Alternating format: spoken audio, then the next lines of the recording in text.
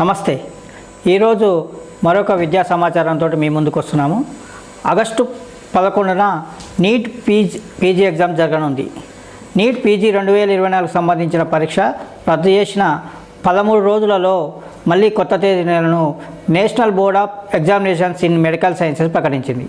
ఇటీవల పోటీ పరీక్షలలో అవకతవకలు జరిగాయన్న ఆరోపణలతో గత నెల 23న జరగాల్సిన పరీక్షను వాయిదా వేసింది.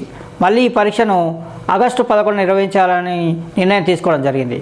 పేపర్ లీకుకు ఎలాంటి ఆస్కారం లేకుండా, ఎలాంటి ఇబ్బందులు లేకుండా పరీక్షను సక్రమంగా నిర్వహించాలని, ఈసారి 2 షిఫ్టులలో ఆన్లైన్ విధానంలో నిర్వహించాలని నిర్ణయం తీసుకోవడం జరిగింది.